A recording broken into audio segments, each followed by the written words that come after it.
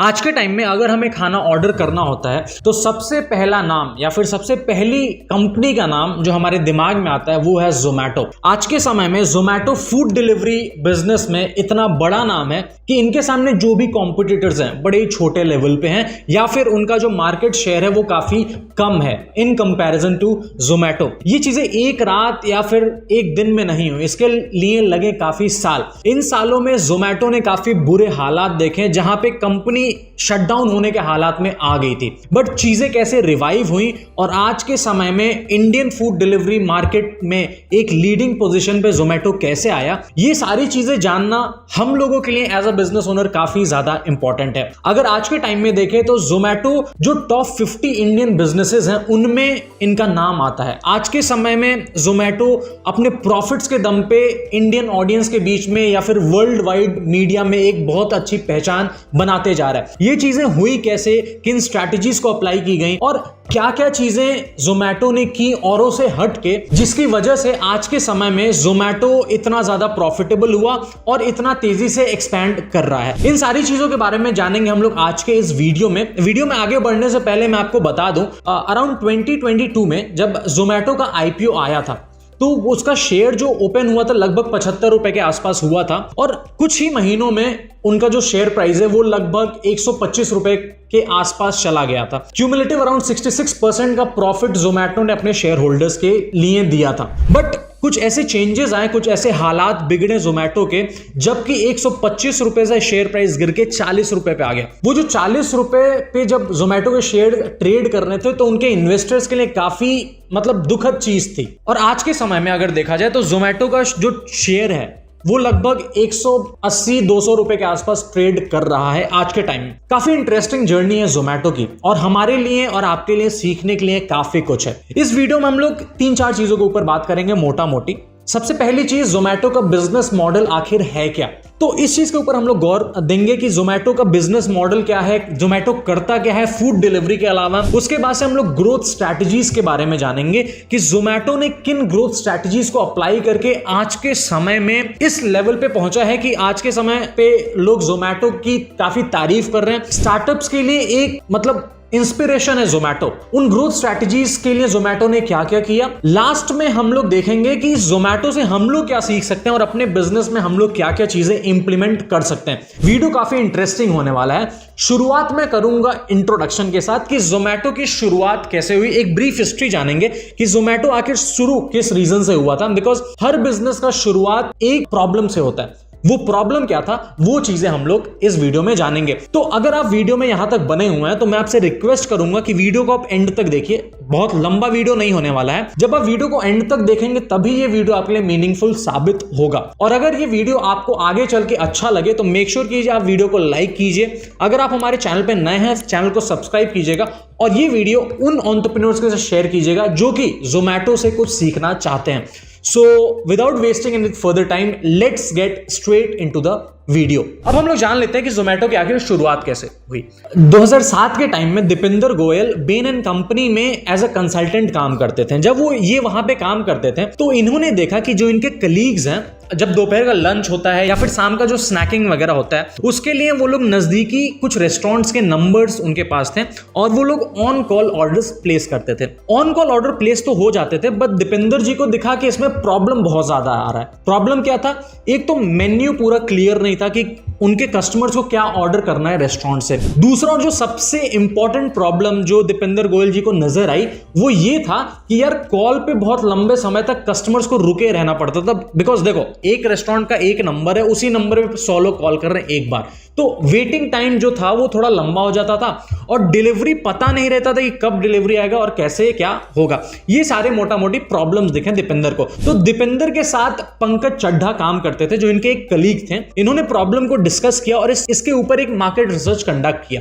Problem इनको बहुत बड़ी लग रही थी और इनको चाहिए था कि इसका कोई ना कोई सोल्यूशन इंडिया में होना चाहिए। इस चीज के लिए उन्होंने रेस्टोरेंट डिस्कवरी प्लेटफॉर्म के साथ अपनी शुरुआत की। जो प्लेटफॉर्म इन्होंने बनाया उसका नाम था फूडी बे। फूडी बे बेसिकली एक रेस्टोरेंट डिस्कवरी प्लेटफॉर्म था। मान लीजिए आप किसी एरिया में हो, वहां पे आपको जानना है कौन कौन से रेस्टोरेंट्स हैं, उनका मेन्यू क्या है, वो कहां पे हैं, ये सारी चीजें डिस्कवरी के लिए उन्होंने अपना एक प्लेटफॉर्म बनाया फूडी बे के नाम से। इनिशियली देखा कि उनके ऑफिस के लोग उस प्लेटफॉर्म को बहुत ज्यादा यूज कर रहे हैं और उनके लिए एक मतलब काफी हेल्पफुल साबित हो रहा है वो प्लेटफॉर्म। तो दीपेंद्र जी को लगा कि यार इसको अब स्केल करना चाहिए। आगे जब ये बढ़े तो इनके पास कस्टमर से इनके फीडबैक आने लगे कि यार देखो हम लोग रेस्टोरेंट को डिस्कवर तो कर ले रहे हैं, बट अगर खाना ऑर्डर करना है तो फिर हमें वही नॉर्मल पहले वाली चीजें करनी पड़ रही हैं। तो दीपेंद्र जी को लगा कि यार प्रॉब्लम तो जेन्युइन है। इसके लिए इन्होंने फूड डिलीवरी के ऊपर काम करना शुरू किया। जब फूड डिलीवरी के ऊपर इन्होंने काम करना शुरू किया तो वहां पे भी पोटेंशियल बहुत ज्यादा था। इनिशियली ये सीमित दायरे में काम करते थे और धीरे धीरे इन्होंने जोमैटो को स्केल अप किया। 2011 तक ये लोग लगभग इंडिया के 11 सिटीज में प्रेजेंट थे। काम अच्छा खासा चल रहा था, बट काफी सारी प्रॉब्लम्स आ रही थी in terms of scaling. Her city में जब ये लोग जाते थे उसकी अपनी प्रॉब्लम्स हैं, उसके अपने कंस्ट्रेंट्स हैं। कहीं डिलीवरी बॉय नहीं मिलता था, कहीं कुछ कहीं रेस्टोरेंट पार्टनर्स को समझाने में बहुत दिक्कत आ रही है। बिकॉज देखो यहां पे जो कस्टमर्स का बिहेवियरल चेंज हो रहा है। नॉर्मली पहले वो लोग फोन पे ऑर्डर करते थे, अब वो लोग ऐप से ऑर्डर कर रहे हैं। तो रेस्टोरेंट ओनर को समझाने की देखिए इसमें आपका फायदा है या फिर कस्टमर के सामने आपकी विजिबिलिटी आएगी, ये चीजें जोमैटो के लिए काफी टिपिकल साबित हो रहा था। इस चीज को टैकल करने के लिए जोमैटो ने काफी सारे इनिशिएटिव्स लिए और वो इनिशिएटिव्स कुछ सक्सेसफुल हुए, कुछ अनसक्सेसफुल हुए। तो ये था ब्रीफ हिस्ट्री जोमैटो शुरू कैसे हुआ। अगर हम FY24 का थर्ड क्वार्टर का बात करें तो उसमें जोमैटो का जो रेवेन्यू था वो लगभग 3288 करोड़ के आसपास का रेवेन्यू था, जिसमें से जोमैटो ने लगभग 138 करोड़ का प्रॉफिट बुक किया था। अच्छा, ये चीजें हुई कैसे? जोमैटो तो खाली फूड डिलीवरी करता है, हमें पता है, बट जोमैटो फूड डिलीवरी के अलावा और भी काफी सारी चीजें करता है। इसके लिए जरूरी है कि हम लोग जान लें कि जोमैटो का असल बिजनेस मॉडल है क्या। तो जोमैटो का बिजनेस मॉडल बेसिकली देखिए, हमें तो लगता है कि जोमैटो बस फूड डिलीवरी करता है, बट फूड डिलीवरी के अलावा जोमैटो बहुत कुछ करता है जो हमारे आंखों के सामने नहीं दिखता। ये चीजें बैकएंड पे रहती हैं। अब बिजनेस मॉडल एक्चुअल में है क्या, कहां से जोमैटो पैसे बनाता है, क्या क्या चीजें जोमैटो करता है। सबसे पहला और जो सबसे इंपॉर्टेंट चीज जो जोमैटो करता है वो रेस्टोरेंट्स को एक मार्केट प्लेस देता है ताकि वो अपने आप को शोकेस कर सके, अपने मेन्यू को शोकेस कर सके, ताकि जोमैटो के थ्रू जो उनकी जोमैटो के जो कस्टमर्स हैं वो लोग उन रेस्टोरेंट्स के बारे में जान सके और उन रेस्टोरेंट्स की मार्केटिंग हो सके, विजिबिलिटी बन सके। तो ये जो एक एस्पेक्ट है उसके बिजनेस मॉडल का कि रेस्टोरेंट्स की लिस्टिंग करना और उनकी विजिबिलिटी उस पर्टिकुलर एरिया में बनाना, क्योंकि रेस्टोरेंट एक ज्योग्राफिकल बिजनेस है। एक सीमित दायरे में एक रेस्टोरेंट काम करता है, उस रेस्टोरेंट को उस दायरे में लोग जाने, उसमें जोमैटो उन रेस्टोरेंट ओनर की मदद करता है, लिस्टिंग के लिए अपॉर्चुनिटी देता है। और ये लिस्टिंग होपफुली फ्री लिस्टिंग्स होती हैं, मतलब इनके लिए जोमैटो कोई भी चार्जेस नहीं करता। इससे क्या हुआ, जोमैटो के पास रेस्टोरेंट्स ओनर का डेटा आ गया। अब उसे पता है कि भाई इस एरिया में इतने रेस्टोरेंट्स हैं। इसके बाद से दूसरा जो एस्पेक्ट है बिजनेस मॉडल का वो है फूड डिलीवरी। अब रेस्टोरेंट ने फ्री में अपना शोकेस कर दिया वहां पे। जब रेस्टोरेंट ओनर्स के पास कस्टमर्स का इंटरेस्ट आने लगता है ना कि मैंने आपका रेस्टोरेंट जोमैटो पे देखा या फिर जोमैटो के थ्रू मैं आपके पास आया हूं, तो कहीं ना कहीं रेस्टोरेंट ओनर को भी लगता है कि जोमैटो मेरे लिए एक पॉजिटिव चीज है और मुझे जोमैटो के साथ जुड़ना चाहिए। ये एग्जांपल मैं इसलिए बता पा रहा हूं क्योंकि हमने ये सेम चीज अपने रेस्टोरेंट में किया है। तो उसके बाद से फूड डिलीवरी का एंगल आ जाता है। फूड डिलीवरी जब स्टार्ट होता है तो जोमैटो रेस्टोरेंट्स ओनर को अपने प्लेटफॉर्म पे लिस्ट करता है, उनका मेन्यू शोकेस करता है, और जब मेन्यू शोकेस करता है तो जब भी कोई कस्टमर जोमैटो के थ्रू ऑर्डर प्लेस करता है तो जोमैटो लगभग 33% का कमीशन चार्ज करता है रेस्टोरेंट ओनर से। उसके साथ साथ डिलीवरी चार्जेस, प्लेटफॉर्म चार्जेस, काफी सारे चार्जेस होते हैं। ये है दूसरा रेवेन्यू का सोर्स या फिर बिजनेस मॉडल का दूसरा पार्ट कि फूड डिलीवरी के थ्रू जोमैटो अपना बिजनेस रन करता है। तीसरा और एक तरह से जो बैकबोन है रेस्टोरेंट इंडस्ट्री का वो है सप्लाई चेन। जोमैटो का एक अलग विंग है जोमैटो हाइपर प्योर के नाम से। जोमैटो हाइपर प्योर क्या करता है, रेस्टोरेंट्स को रॉ मटेरियल सप्लाई करता है। मतलब कि जोमैटो क्या बनाना चाहता है कि एक इकोसिस्टम बनाना चाहता है कि रेस्टोरेंट्स ओनर्स टोटली जोमैटो पर रिलाई करें, चाहे उनका रॉ मटेरियल हो, चाहे उनका फूड डिलीवरी हो, चाहे उनका ऑनलाइन प्रेजेंस हो, सारी चीजें जोमैटो चाहता है कि अगर एक रेस्टोरेंट आपने खोला है तो हम एज अ जोमैटो टीम आपके साथ हैं और आपके हर प्रॉब्लम का सोल्यूशन हम लोग देंगे। बिकॉज जब तक आप बिजनेस में सोल्यूशन ओरिएंटेड नहीं बनते हैं, there are very little chances कि आप बिजनेस में पैसा बनाओगे। शुरुआत में जोमैटो इन सारी चीजों से लॉस बना रहा था, बट आज के समय में वो काफी ज्यादा प्रॉफिटेबल है। आगे के पार्ट में जब हम लोग ग्रोथ स्ट्रैटेजीज की बात करेंगे वहां पे मैं बताऊंगा जोमेटो का लॉस कितना था और प्रॉफिट एक साल के अंदर इतना ड्रास्टिक चेंज कैसे आया। तो हाइपर प्योर के थ्रू जोमेटो क्या करता है, रॉ मटेरियल्स रेस्टोरेंट्स को सप्लाई करता है। अब उन रॉ मटेरियल्स के ऊपर जोमेटो कुछ कमीशन लेता है, वही सेम चीज बायर सेलर वाला कॉन्सेप्ट वहां पे आ जाता है। तो हाइपर प्योर के थ्रू वहां पे वो लोग, इनका तीसरा विंग है बिजनेस मॉडल का। इसके बाद से आ जाता है रेस्टोरेंट कंसल्टिंग। देखो जब आपको रेस्टोरेंट शुरू करना होता है ना तो उसमें काफी सारे एलिमेंट्स होते हैं। मैं एज ए रेस्टोरेंट ओनर मैं समझ सकता हूं कि एक रेस्टोरेंट को शुरू करना कितना टिपिकल टास्क है, और शुरू करना तो अलग बात, उसको मतलब सस्टेनेबली रन करना भी एक अलग से चैलेंज आ जाता है। तो जोमेटो यहां पे रेस्टोरेंट्स ओनर को कंसल्टिंग की सर्विसेज भी देता है कि आपको अगर अपना रेस्टोरेंट शुरू करना है तो उस रेस्टोरेंट को आप कैसे शुरू कर सकते हैं, क्या क्या प्रॉब्लम्स आएंगे, क्या क्या चैलेंजेस आएंगे, क्या क्या सामान लगेगा आपके रेस्टोरेंट में, ये सारी चीजें रेस्टोरेंट अपनी कंसल्टिंग सर्विसेज के थ्रू प्रोवाइड करता है। पांचवा और सबसे इंपॉर्टेंट फैक्टर है थ्रू सब्सक्रिप्शंस। जोमेटो गोल्ड के नाम से जोमेटो के सब्सक्रिप्शंस आते हैं, जहां पे वो एक मतलब परमानेंट कस्टमर आप बोल सकते हो। अगर आप किसी प्लेटफॉर्म का सब्सक्रिप्शन लेते हो, चांसेस आर कि जब भी आप फूड ऑर्डर करने जाओगे तो स्विगी को छोड़ के आप जोमेटो से ऑर्डर करना प्रेफर करोगे, बिकॉज आपके पास जोमेटो के सब्सक्रिप्शंस हैं। तो ये 4-5 तरीके हैं, 4-5 स्टैंड पॉइंट्स हैं जहां से जोमेटो अपने बिजनेस को रन करता है, या फिर हम कह सकते हैं कि जोमेटो का जो बिजनेस मॉडल है वो 5-6 पार्ट्स में बटा हुआ है। आई होप कि आपको इतना समझ आ गया कि जोमेटो का बिजनेस मॉडल क्या है। अब देखिए, अगर हम FY23 की बात करें तो जोमेटो के लॉसेस लगभग 347 करोड़ के आसपास थे। मतलब 350 करोड़ एक बड़ा अमाउंट होता है लॉस के टर्म में, बट एक साल के अंदर अंदर ये पूरी चीजें पलट गई। FY24 के थर्ड क्वार्टर में जोमेटो ने लगभग 3300 करोड़ के आसपास, अप्रोक्सीमेटली 3300 करोड़ के आसपास का रेवेन्यू किया, जिसमें से उन्होंने लगभग 140 करोड़ के आसपास का प्रॉफिट बुक किया। एक साल में ये चीजें ड्रास्टिक कैसे चेंज हुई, वो चीजें जानना सबसे ज्यादा जरूरी है, बिकॉज बिजनेस मॉडल समझना एक अलग चीज है। बिजनेस मॉडल आपको काफी सारे लोग समझा देंगे, बट ग्रोथ स्ट्रैटेजी क्या थी वो जानना इस वीडियो का सबसे इंपॉर्टेंट पार्ट है। सबसे पहला और जो सबसे इंपॉर्टेंट सक्सेस स्ट्रैटेजी जो जोमेटो अप्लाई किया वो था asset light business model. Asset light business model होता क्या है कि आप अपने बिजनेस में काफी सारी चीजों को आउटसोर्स करते हो या फिर रेंट आउट करते हो, जिससे ओवरऑल आपके ऊपर एसेट्स का प्रेशर बहुत ज्यादा नहीं है। मान लो अगर जोमेटो खुद के मोटर बाइक से डिलीवरी बॉयज को भेजता फूड डिलीवर करने के लिए, तो वो एक सस्टेनेबल बिजनेस नहीं था। इसलिए जोमेटो क्या करता है, आउटसोर्स करता है। भाई अगर आप चाहते हो कि आपके पास फ्री टाइम है और आप फूड डिलीवरी करके कुछ पैसे बनाना चाहते हो, आप हमारे प्लेटफॉर्म के साथ जुड़ जाओ, आपको पर डिलीवरी कुछ ना कुछ कमीशन मिल जाएगा। इससे क्या हुआ कि जोमेटो के पास खूब सारे डिलीवरी बॉयज आ गए। वो उनके प्लेटफॉर्म में आते हैं, रजिस्टर करते हैं, जो भी क्वालिटी चेक्स, जो भी प्रोसीजर्स होते हैं उसके थ्रू वो डिलीवरी बॉय ऑनबोर्ड होते हैं, और इससे क्या होता है एक पूरा इकोसिस्टम बन जाता है डिलीवरी बॉयज का। हर एरिया में अवेलेबिलिटी पहुंच जाती है without doing any heavy investment. उसके पीछे मतलब होता है कुछ इन्वेस्टमेंट, बट जब आउटसोर्स कर लेते हैं कोई चीज तो ओवरऑल जो हमारा एक्सपेंसेस होते हैं, जो केपेक्स हमारा होता है वो थोड़ा कम हो जाता है। तो एसेट लाइट बिजनेस मॉडल सबसे इंपॉर्टेंट फैक्टर है जोमेटो के सक्सेस का। ना जोमेटो कोई रेस्टोरेंट ओन करता है, ना कोई रेस्टोरेंट रन करता है, ये सब चीज बाहर से आउटसोर्स कर रहा है और एक प्लेटफॉर्म के थ्रू सारी चीजों को इंटीग्रेट करके अपने यूजर्स को एक अच्छा प्रोडक्ट, एक अच्छा एक्सपीरियंस डिलीवर करता है जोमेटो। दूसरा है स्ट्रॉन्ग डिजिटल प्रेजेंस। देखो अगर मैं अपना पर्सनल एक्सपीरियंस बताऊं जोमेटो के साथ, तो जोमेटो का जो डिजिटल प्रेजेंस है वो काफी ज्यादा फिनोमिनल है।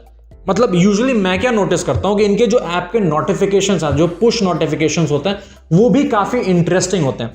दिन के हिसाब से, समय के हिसाब से ये लोग नोटिफिकेशंस भेजते हैं, वो भी पर्सनलाइज्ड। आप ये सोचो कि अगर कोई कंपनी आपको आपके बर्थडे पे स्पेशल फील कराने के लिए कुछ अच्छा सा ग्रीटिंग भेज दी, या फिर उस समय पे आपको क्या खाने का मन हो रहा है, ये तक जोमेटो को पता चल जाता है ड्यू टू दैट टेक्नोलॉजी।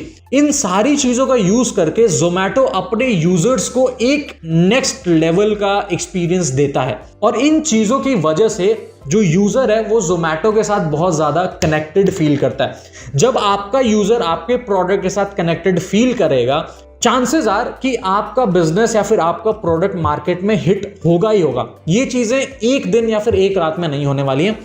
ये एक मतलब स्टेप वाइज प्रोसेस है, आपको सालों मेहनत करना पड़ेगा, तब जाके आपका कस्टमर आपको समझेगा। एक और इंपॉर्टेंट चीज क्या है, इफेक्टिव मार्केटिंग।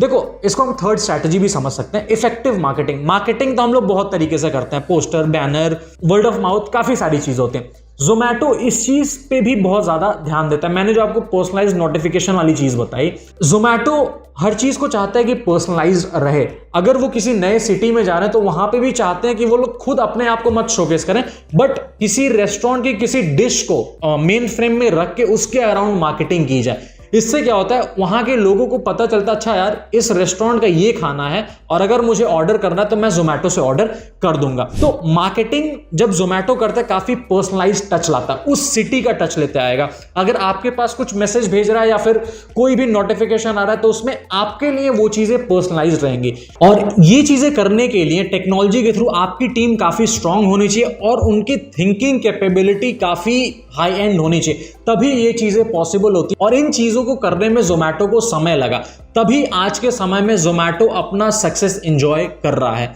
चौथा और जो सबसे इंपॉर्टेंट फैक्टर है, great user experience. User experience शुरू हो जाता है जोमैटो का जब आप जोमैटो का ऐप ओपन करते हैं। ऐप ओपन करने से लेके आपने जो भी फूड ऑर्डर किया और जब तक वो फूड आपके घर तक डिलीवर नहीं हुआ, वो पूरी साइकिल को मेंटेन करना एक अच्छा यूजर एक्सपीरियंस के लिए बहुत ज्यादा जरूरी होता है।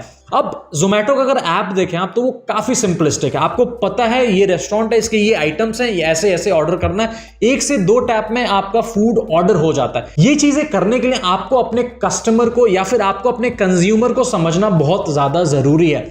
और इस चीज को जोमैटो ने समझा और उन्होंने अपने पूरे सिस्टम को, पूरे अपने इकोसिस्टम को इस तरीके से डिजाइन किया कि अगर यूजर हमारे पास आ रहा है सो ही और she should be 100% satisfied after getting the food delivered eight their door step. इसके लिए इन्होंने एक स्ट्रॉन्ग सपोर्ट सिस्टम भी डेवलप किया। अगर आपका खाना स्पिलेज होता है या फिर कोई भी इशू आती है, उनका सपोर्ट नंबर है या फिर सपोर्ट पे चैट आप कर सकते हो, वहां से आपको इंस्टेंट रेजोल्यूशन दिया जाएगा। अगर हम लोग 2-3 साल पहले की बात करें तो इनफैक्ट जोमैटो बिना चीजों को क्लैरिफाई किए हुए इमीडिएट रिफंड्स दे देता था। अगर आपने ये चीजें की हैं, जोमैटो से रिफंड लिया है, तो उसे कमेंट सेक्शन में जरूर मेंशन कीजिएगा।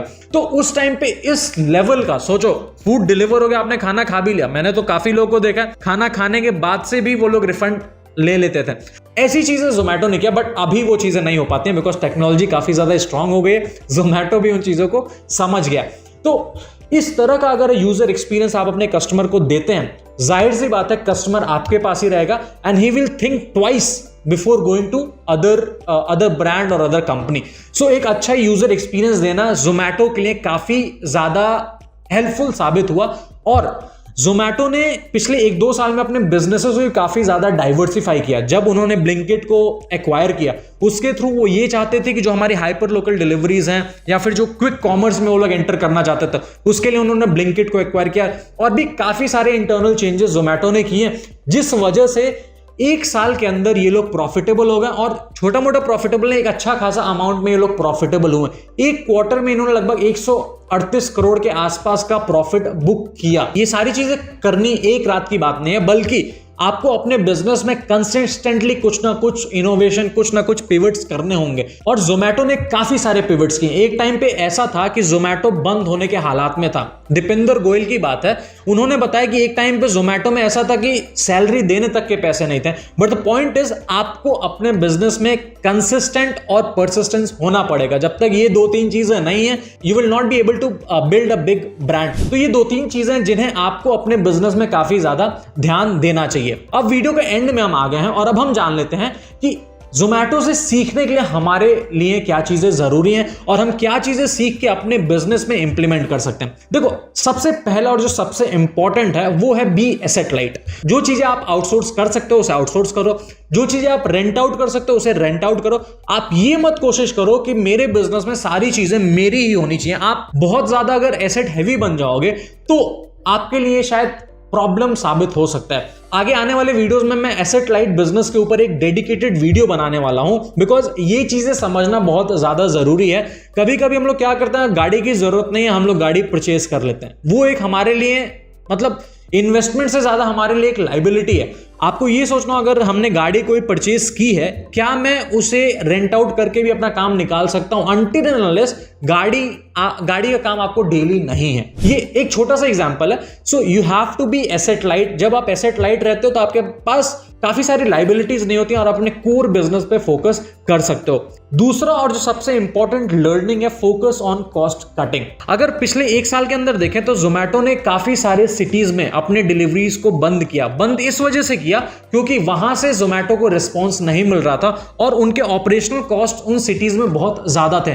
तो आपको ये समझना बहुत ज्यादा जरूरी है कि किन ज्योग्राफीज में आपको काम करना चाहिए, किन ज्योग्राफीज में नहीं काम करना चाहिए। ऑपरेशंस की बात अलग है। जोमेटो ने अपने प्रोडक्ट में काफी सारे चेंजेस किए। उन्होंने अपने प्लेटफॉर्म फीस को भी थोड़ा इंक्रीज किया, लगभग 25% के आसपास अपने प्लेटफॉर्म फीस को इंक्रीज किया। इससे क्या हो, जोमेटो के पास पैसे आने लगे, बिकॉज अब हैबिट बन गया, अगर खाना ऑर्डर करना है भाई जोमेटो करो। रेस्टोरेंट का भी नाम लोग आज के समय में नहीं लेते हैं, इंस्टेंटली बोलते हैं खाना ऑर्डर करना है भाई जोमेटो कर लो, या फिर जोमेटो से मंगवा लेते हैं। तो ऐसा करने के लिए जोमेटो ने काफी सारे ट्वीक्स किए, काफी सारे चेंजेस किए और कॉस्ट कटिंग पे बहुत ज्यादा फोकस किया, तभी आज के समय में ये एक प्रॉफिटेबल स्टार्टअप है। उसके साथ साथ जोमेटो का एक सर्विस सिटी डिलीवरी चलता था। इंटरसिटी डिलीवरी में अगर आप एक सिटी में बैठे होंगे और दूसरे सिटी के किसी रेस्टोरेंट से आपको खाना मंगाना है, वो चीजें जोमेटो करता था। जोमेटो को देखो भाई हमें होल हल्ला में नहीं रहना है, हमें अपने कोर बिजनेस पे फोकस करना है, तो जोमेटो ने उस पर्टिकुलर सर्विस को भी बंद कर दिया। तो कॉस्ट कटिंग पे काफी ज्यादा फोकस जोमेटो ने किया। तीसरा और जो सबसे इंपॉर्टेंट लर्निंग हमारे लिए है, you have to market effectively. Marketing करना एक अलग चीज है, इफेक्टिव मार्केटिंग करना एक अलग चीज है। आपको अपने कंज्यूमर को समझना पड़ेगा कि आपके कंज्यूमर को किस टाइम पे क्या चीज चाहिए और उसके लिए, और वो चीजें अपने कंज्यूमर तक पहुंचाने के लिए आप किस तरह से मार्केट करेंगे। जोमेटो आज के समय में अपने सारे सोशल मीडिया प्लेटफॉर्म्स के ऊपर बहुत ही ज्यादा चिल मूड में रहता है, बहुत ही ज्यादा फ्रेंडली शोकेस करता है अपने आप को।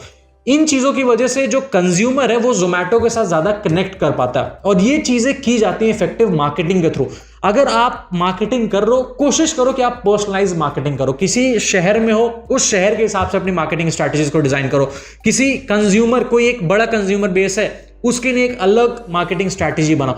तो हर कस्टमर बेस या फिर हर टारगेट मार्केट के लिए आपकी जो मार्केटिंग स्ट्रैटेजी है वो उस हिसाब से डिजाइन होनी चाहिए। तो ये 3-4 लर्निंग्स थी जो कि हमें जोमेटो से सीखनी चाहिए और इसे हमें अपने बिजनेस में इंप्लीमेंट करना चाहिए। ये था वीडियो का एंड। मुझे उम्मीद है कि आपको वीडियो अच्छा लगा होगा। अगर आपको वीडियो अच्छा लगा, मेक श्योर कि आप इस वीडियो को लाइक करें। अगर अच्छा नहीं लगा, वीडियो को डिसलाइक कीजिए। कमेंट सेक्शन में अपने फीडबैक्स और सजेशंस को मेंशन कीजिए ताकि हम लोग आगे आने वाले वीडियोस में इन चीजों को इंप्लीमेंट करके वीडियो और भी अच्छा बना सकें। वीडियो को अपने दोस्तों के साथ, अपने बिजनेस पार्टनर्स के साथ शेयर कीजिए ताकि वो भी जोमेटो के इन चीजों के बारे में जान सकें। मिलते हैं हम लोग किसी और इंफॉर्मेटिव, एजुकेशनल और इंस्पायरिंग बिजनेस वीडियो के साथ। Till then, take care, bye bye.